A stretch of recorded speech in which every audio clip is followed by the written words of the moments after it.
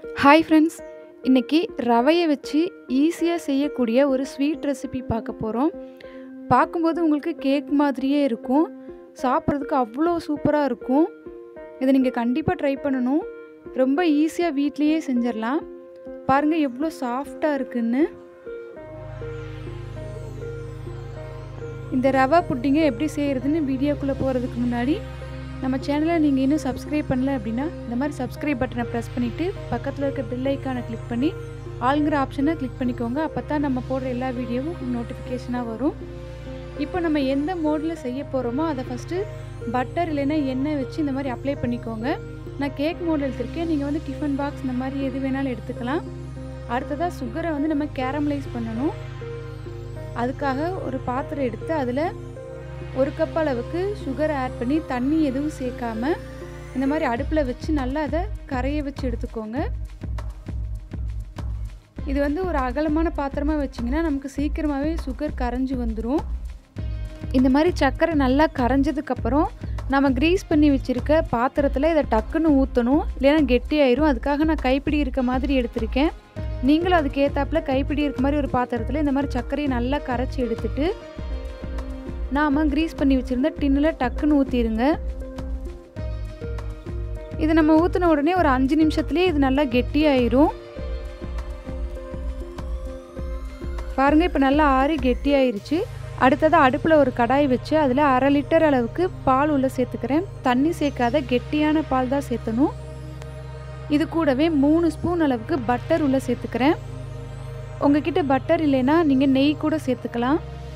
Butter சேர்த்தும் போது தான் இதோட டேஸ்ட் வந்து சூப்பராக இருக்கும், நல்லா க்ரீமியாகவும் கிடைக்கும். அதனால் கண்டிப்பாக சேர்த்துக்கோங்க. சேர்த்துட்டு இது நல்லா கரையணும், அந்தளவுக்கு நல்லா கலந்து விட்டுருங்க.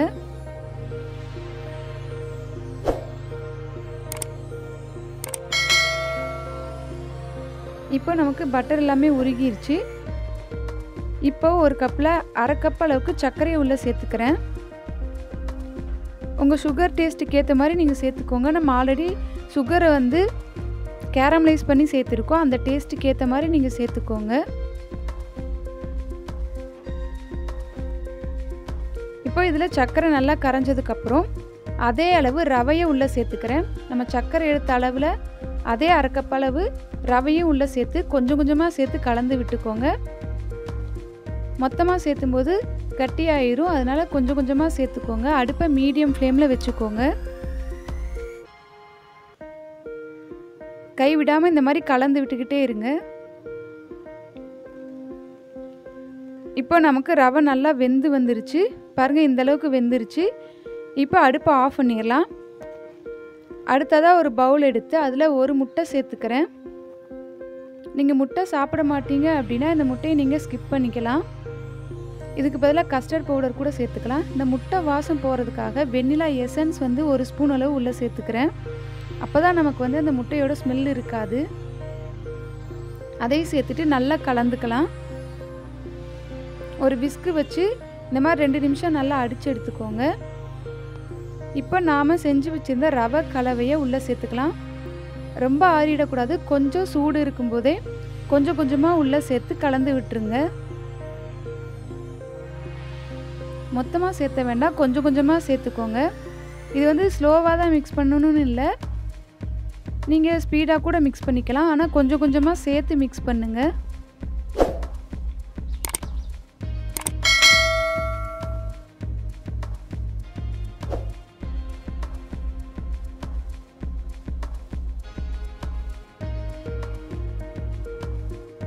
மிதமான சூடு இருக்கும்போது இந்த ரவையை சேர்த்துங்க, நல்லா ஆற வச்சிட வேண்டாம்.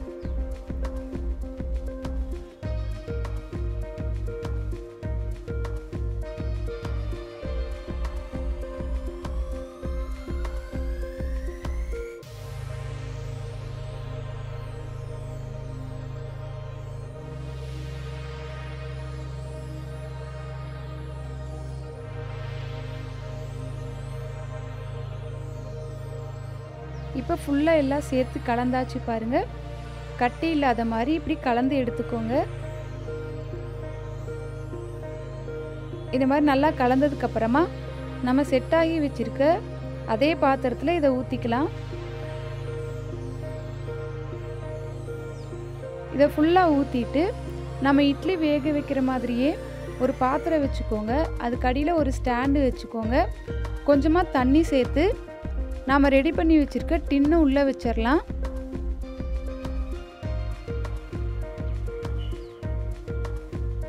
இந்த டின்னை வச்சதுக்கப்புறம் மறக்காமல் இது மேலே ஒரு மூடி போட்டுக்கோங்க. கண்டிப்பாக வந்து இது மேலே ஒரு மூடி போடணும். மூடி போட்டு இதுக்கு மேலே நம்ம இட்லி வேக வைக்கிறது மாதிரி இன்னொரு மூடி போட்டு இதை ஒரு 40 நிமிஷத்துலேருந்து 50 நிமிஷம் வரைக்கும் நல்லா வேக வச்சு எடுத்துக்கோங்க. இது வந்து அந்த ஆவிலேயே நல்லா வேகணும். அதுக்கப்புறம் செக் பண்ணி பாருங்கள். இந்த மாதிரி ஒட்டாமல் வந்துச்சுன்னா நல்லா வெந்து வந்திருக்கும். அந்த சமயத்தில் எடுத்து நல்லா வெளியே ஆற வச்சுருங்க. இப்போ பாருங்கள் நல்லா ஆறிடுச்சு. ஆறினதுக்கப்புறம் சைடில் மட்டும் கத்தியை வச்சு இந்த மாதிரி லைட்டாக ப்ரெஸ் பண்ணுங்கள். ரொம்ப சாஃப்டாக இருக்கும். அதனால் லைட்டாக சைடை மட்டும் ப்ரெஸ் பண்ணுங்க.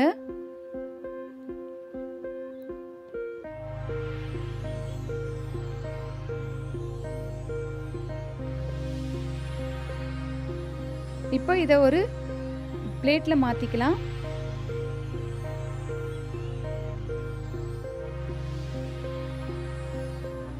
பாருங்க எவ்வளோ சூப்பராக வந்திருக்குன்னு. இதோட டேஸ்ட் பார்த்திங்கன்னா அப்படியே பால்கோவா டேஸ்ட்டில் இருக்கும். அவ்வளோ சூப்பராக இருக்கும். இது ரொம்ப ஹெல்த்தியும் கூட. இதில் நம்ம ரவை, பால், முட்டை இதுதான் சேர்த்துறோம். அதனால இந்த ரவை புட்டிங் வந்து ரொம்பவே ஹெல்த்தியாகவும் இருக்கும்.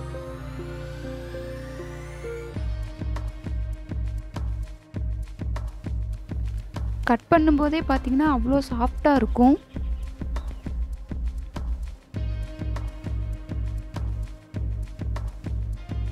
பாருங்கள் இப்போ கட் பண்ணியாச்சு.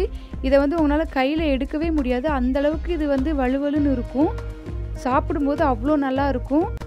குழந்தைங்களுக்கும் இது ரொம்பவே பிடிக்கும். இதை ட்ரை பண்ணி பார்த்துட்டு எப்படி இருந்துச்சுன்னு எனக்கு கமெண்ட்ஸில் சொல்லுங்கள். இந்த ரவை புட்டிங் ரெசிபி உங்களுக்கு பிடிச்சிருக்குன்னு நினைக்கிறேன். உங்களுக்கு பயனுள்ளதாக இருந்தால் லைக் பண்ணுங்கள். மறக்காமல் உங்கள் ஃப்ரெண்ட்ஸ் அண்ட் ஃபேமிலிஸ்க்கும் ஷேர் பண்ணிக்கோங்க. நம்ம சேனலை சப்ஸ்கிரைப் பண்ணி பக்கத்தில் இருக்க பெல் பட்டனையும் கிளிக் பண்ணிக்கோங்க. அப்போ தான் நம்ம போடுற எல்லா வீடியோவும் உங்களுக்கு நோட்டிஃபிகேஷனாக வரும் ஃப்ரெண்ட்ஸ். தேங்க்ஸ் ஃபார் வாட்சிங்.